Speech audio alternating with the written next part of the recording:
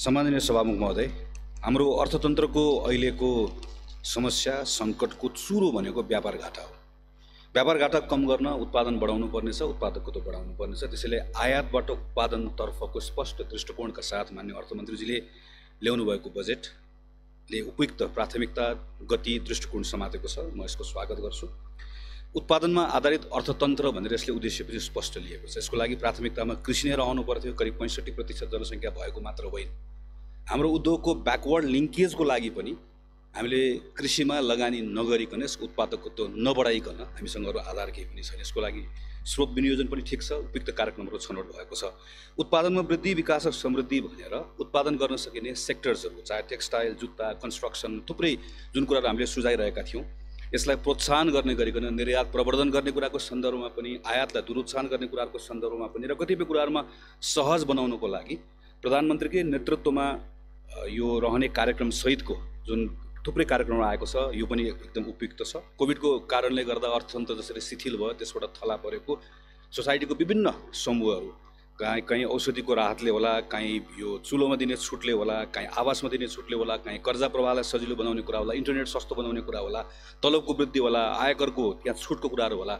यसले नागरिकहरूको आत्मविश्वास बढाउँछ, अर्थतन्त्र चलायमान गर्ने कुरामा मद्दत गर्छ। निजी क्षेत्रलाई आर्थिक वृद्धिको इन्जिन मानेर निजी क्षेत्रको विभिन्न सङ्घ संस्थाले दिएको मागहरूको एकपटक यथोचित सम्बोधन भएको छ। चाहे त्यो जग्गाको हदबन्दी सम्बन्धी विषय होला, चाहे लिजमा दिने कुरा होला, चाहे कर्जा प्रवाहको कुरा होला, चाहे वैदेशिक लगानीको कुराहरू होला। मैले सरस्वती बाहिर हेरेँ, एफएनसिसिआईदेखि च्याम्बरसम्म, सिएनआईदेखि लिएर ब्याङ्कर्स एसोसिएसनसम्म, लघुवित्त ब्याङ्कर्स, यसै गरिकन वित्तीय कम्पनीसँग सिमेन्ट, ऊर्जा, जुत्ता, ऊर्जा उत्पादक सङ्घ लगायतको प्राय नन रेजिडेन्ट नेपाली एसोसिएसनसम्मले दिल खोलेर यसको स्वागत गर्ने कुरा, उहाँहरूको संस्थागत मागहरूको सम्बोधन भएको छ। यो आधारमा हामीले हेऱ्यौँ भने यो बजेटले जनताको तहमा पनि र थुप्रै यो खालको निजी क्षेत्रका विभिन्न सेक्टर्सहरूलाई एक प्रकारले एउटा विश्वास दिलाएको, जसले अर्थतन्त्रलाई थप चलायमान बनाउने कुराको अपेक्षा गर्न सकिन्छ। पेट्रोलियम पदार्थको निर्भरता घटाउने कुराको सन्दर्भमा एउटा जुन लक्ष्य लिनुपर्ने थियो, यसले त्यसलाई पनि पक्रेको छ। त्यसैले यो सिद्धान्तको हिसाबले पनि ठिक छ, प्राथमिकताको हिसाबले पनि ठिक छ। यो समयले जे माग गरेको छ त्यसलाई अर्थमन्त्रीजीले बुझेर ल्याउनु भएको छ। म यसको स्वागत गर्छु। अब यस पछाडि मेरा केही प्रश्नहरू छन्। मेरो पहिलो प्रश्न, बजेटको आकारको सन्दर्भमा खर्च गर्ने क्षमता नभएर यो चालु आर्थिक वर्षमा यसको आकार संशोधन गर्नुपर्छ भनेर मान्य अर्थमन्त्रीजीले यसरी संशोधन गर्नुभयो। हाम्रो स्रोत व्यवस्थापनमा हामीले के नयाँ कुरा गर्दैछौँ वा हाम्रो क्षमता अभिवृद्धि गर्ने कुरामा हामी के नयाँ कुरा गर्दैछौँ, जसको कारणले गर्दा यो वर्ष मान्य अर्थमन्त्रीजी आफैले करिब 20% भन्दा बजेटको आकार बढाउने कुरा यहाँ प्रस्तुत गर्नुभएको छ। यसलाई म जस्तो एउटा सांसदलाई यसको आधार छ, केही कुरा यो तथ्यमा, तथ्याङ्कमा, प्रमाणमा आधारित भएर मैले यसको आकार ल्याएको छु भनेर मलाई कसरी आश्वस्त पार्नुहुन्छ? मेरो दोस्रो प्रश्न स्रोत व्यवस्थापनको बारेमा छ। अर्थतन्त्र 7% बढ्दै गर्दा राजस्व वृद्धि चाहिँ 20% भन्दा बढी बढ्छ भन्ने कुरा कसरी बढ्छ? त्यसमाथि पनि मान्य मन्त्रीजीले ल्याउनु भएको कार्यक्रम जुन आवश्यक थियो, आयातमा कडाइ गर्ने, यसलाई निरुत्साहित गर्ने, करिब 20%ले घटाउने, त्यति मात्र होइन, आयात लक्षित कर्जाको विस्तार साँगुरो हुँदै गर्दा आर्थिक गतिविधि पनि साँगुरो हुने भयो। पेट्रोलियम पदार्थको मूल्य वृद्धिले गर्दा, त्यसै गरी इन्टरनेसनल यो सप्लाई चेन डिस्ट्रप्ट हुँदै गर्दाखेरिको पनि स्वाभाविक रूपमा त्यसले हाम्रो मूल्य वृद्धि बढाउँछ। त्यसलाई पनि थेक्नको निम्ति हामीले गर्ने के हो भन्दा उपभोगमा आधारित जुन हाम्रो ब्याङ्कको ब्याज दर छ त्यसलाई बढाउनु पर्ने हुन्छ। त्यसले पनि के गर्छ भने त्यसले पनि हाम्रो आर्थिक गतिविधिलाई अलिकति सङ्कुचित गर्छ भनेको समग्रमा यो वर्ष राजस्वको लक्ष्य अरू वर्षहरूको भन्दा कम हुने अवस्था देखिन्छ। यस्तो अवस्थामा म यति धेरै राजस्व बढाउँछु भनेर भन्दै गर्दा मलाई कसरी आश्वस्त पार्नुहुन्छ? वैदेशिक अनुदान अघिल्लो पटक 63 अरब हामीले भन्यौँ, करिब 24 अरब आयो। यो वर्ष 55 अरब आउँछ भन्दै गर्दाखेरि त्यसमा कसरी आश्वस्त पार्नुहुन्छ? यो स्रोत जुन जसको अहिले अनुमान गरिएको छ, यो स्रोत यथार्थपरक छ भन्ने कुराको आश्वस्त हुने आधार के? मेरो तेस्रो प्रश्न खर्चको बारेमा। 3 खरब 80 अरब 38 करोड पुँजीगत खर्च यो वर्षको लागि हाम्रो अनुमानित। हामीले अहिले प्रस्तुत भएको, गएको वर्ष पनि 3 खरब 78 अरब थियो। अहिले जेठ 15 सम्मको हामीले हेऱ्यौँ भने करिब 33% मात्रै हाम्रो खर्च भएको अवस्था छ। र मैले हेरेँ पछाडिपट्टि पुँजीगत खर्च बढाउने उपायहरू भनेर भनेको कुराहरूको सन्दर्भमा म यो संसदमा आएदेखि मैले आजसम्म कुनै पनि बजेटमा यसमा लेखिएको कुराहरू नपरेको कहिले पनि देखेको छैन। चाहे त्यो आयोजना, सम्बद्ध, कानुन बनाउने छुट्टै सबै कुराहरू प्रत्येक वर्ष हामी पढ्छौँ, प्रत्येक वर्ष तल बसेर हामी सुन्छौँ।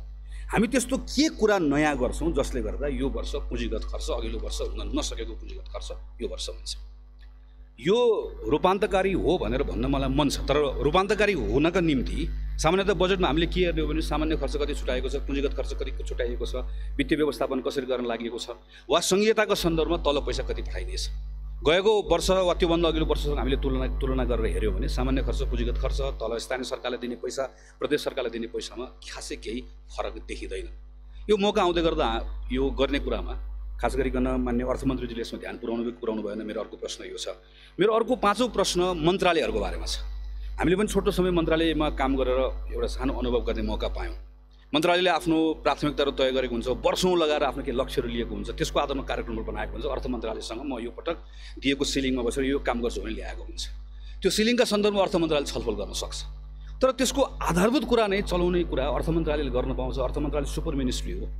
स्वास्थ्य बिमाका सन्दर्भमा यो सामाजिक स्वास्थ्य सुरक्षाको कार्यक्रम हो। वर्षौँ लगाएर हामीले स्वास्थ्य बिमाको एउटा अवधारणा बनायौँ। यही संसदमा यही उभिएर मैले प्रस्तुत गरेको कानुन हो। हामी त्यसमा थुप्रै कामहरू गर्नुपर्ने छ, तर यो पटक अर्थ मन्त्रालयले के ल्याइदियो? स्वास्थ्य बिमालाई अब बिमा कम्पनी मार्फत चलाउने। बिमा कम्पनी मार्फत चलाउने भनेको त्यो नेपालले अहिलेसम्म लिएको स्वास्थ्य बिमाको सामाजिक सुरक्षाको दृष्टिकोण नबुझ्नु हो।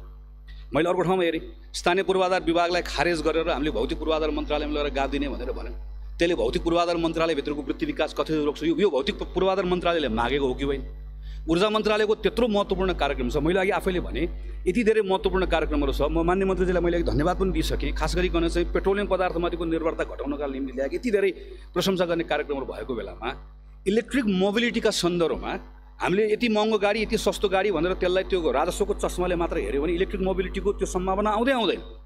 यो ऊर्जा मन्त्रालयले इलेक्ट्रिक मोबिलिटीका सन्दर्भमा चाहिँ योभन्दा बढीको महँगो गाडीहरूलाई चाहिँ यसरी कर लाउनुपर्छ भन्ने मागेको हो या अर्थ मन्त्रालयले गरेको? मैले सडक मन्त्रालयको साथीहरूलाई सोधेँ, खास गरिकन चाहिँ यो चितवन जाने फास्ट ट्र्याकहरूको बारेमा थुप्रै कुरा यहाँ आइसकेपछि सडक मन्त्रालयको मानिसहरू कसैलाई थाहै छैन। यो सडक मन्त्रालय होला नि त, लगानी बोर्डले पैसा जुटाए पनि यसको प्रारम्भ त सडक मन्त्रालयबाट हुने होला, भौतिक पूर्वाधार मन्त्रालयबाट हुने होला। त्यसैले यो मन्त्रालयहरूलाई ल्याएको कार्यक्रमहरूलाई एक ठाउँ समायोजन गर्ने हो कि अर्थ मन्त्रालय कतिपय सन्दर्भमा त्यसका फन्डामेन्टल कुराहरूलाई बदल्ने गरिकन गर्ने कुरो उपयुक्त हो कि होइन? मेरो 6औँ प्रश्न भनेको राहतका निम्ति भनेर अथवा सामाजिक सुरक्षाको कोणबाट हामीले ल्याउँदै गरेको, थप्दै गरेको कुराहरू स्वागतयोग्य कुराहरू छ, तर प्रत्येक सरकारले यसरी थपिँदै जाँदै गर्दाखेरि चाहिँ पछाडि आउने अब योभन्दा पछाडिको जेनेरेसनले यसलाई यो दायित्व जुन हामी सृजना गर्दैछौँ, यो दायित्व जुन सरकारले जति दायित्व थप्छ त्यसले त्यति नै थप्ने कुरा, आम्दानीमा पनि थप्ने कुरा सँगसँगै गर्नुपर्छ भन्ने बारेमा हाम्रो ध्यान पुग्नुपर्ने हो कि होइन? मेरो 7औँ प्रश्न भनेको पूर्ववर्ती सरकारले बजेट ल्याउँदै गर्दा यहीँ बसेर हामीले त्यति प्रश्न गऱ्यौँ। म यहाँ उभिएको अहिले पनि सम्झन्छु, समृद्ध झापा सुखी झापाली भनेर मैले बजेटको नारा दिएको म सम्झन्छु। पूर्वबाट बजेट आयो त्यहीँ टुङ्गियो भनेर हामीले भन्यौँ। यो पटक पूर्वको मानिसहरूको कुरा के छ भने पश्चिम बजेट आयो, पश्चिमतिर सक्यो।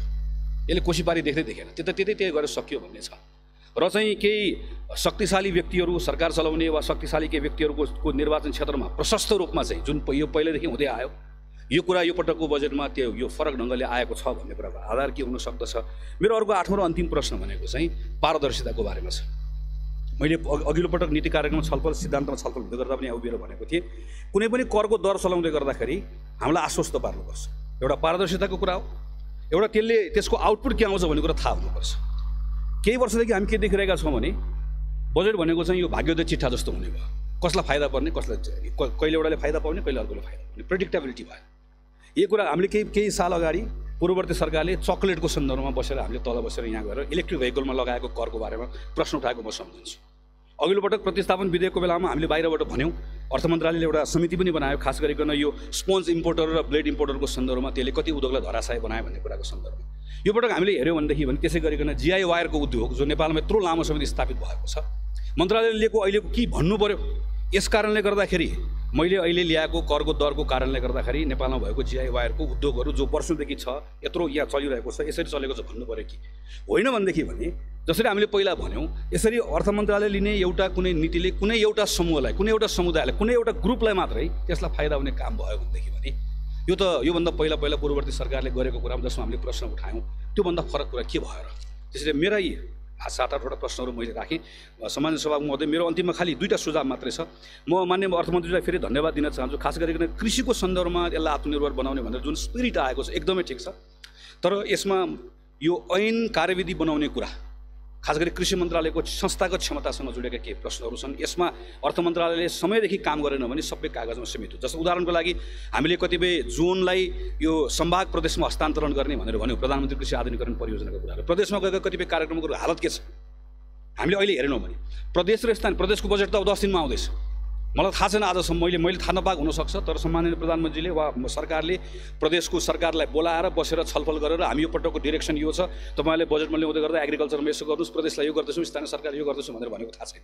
हार्मोनाइज कसरी गर्ने, यो हार्मोनाइज गरेर गरिएन भने थुप्रै कुरा स्थानीय सरकार र प्रदेश सरकारले गर्ने भनेको कुरा यहाँ आएर अड्कन्छ। मेरो यसमा त मेरो अन्तिम कुरा भनेको म एकपल्ट फेरि धन्यवाद दिन चाहन्छु सरकारलाई, खास गरिकन उत्पादन र वृद्धिका कुराको सन्दर्भमा प्रधानमन्त्री उत्पादन तथा उपभोग अभिवृद्धि कार्यक्रम जुन ल्याउनु भएको छ यो एकदमै ठिक छ। तर उद्योग मन्त्रालयले यसलाई लिड गर्ने र प्रशस्त ठाउँमा छरिएको छ। त्यो सबै छरिएको कार्यक्रम एक ठाउँ लिएर आउने, चाहे त्यो करमा छुट होस्, चाहे त्यो प्रोत्साहन होस्, चाहे त्यो सहज बनाउने कुरा होस्। उदाहरणको लागि उपभोग वृद्धि गर्ने कार्यक्रममा भाटबटिनी जस्तो सुपर मार्केटमा कुनै पनि मार्टमा उसले लिएको स्पेसको 20% ठाउँ अनिवार्य रूपमा नेपाली उत्पादनलाई ठाउँ दिनुपर्छ भनेर मात्रै हामीले एउटा कुरा उद्योग मन्त्रालयले गर्यो। त्यस बापत चाहिँ हामीले के छुट दिन्छौँ भनेर आयो भनेदेखि पनि वा स्थानीय सरकारसँग मिलेर हामीले काम गऱ्यौँ भने हामीले जुन उत्पादन उपभोग वर्ष भनेर दशक भनेर भनेका छौँ यसमा व्यापक रूपमा काम गर्न सकिन्छ। च्यालेन्ज फन्ड, स्टार्टअप फन्ड सबभन्दा पहिलोपटक मान्य सुशील कोइराला प्रधानमन्त्री हुँदै गर्दाखेरि मैले नै गएर प्रस्ताव गरेको, तर गएको 8 वर्ष 9 वर्षदेखि लगातार प्रत्येकचोटिको बजेटमा देखेको छु, तर अहिलेसम्म यो कार्यान्वयन भएको छैन। कुनै पनि वर्ष कार्यान्वयन भएको छैन।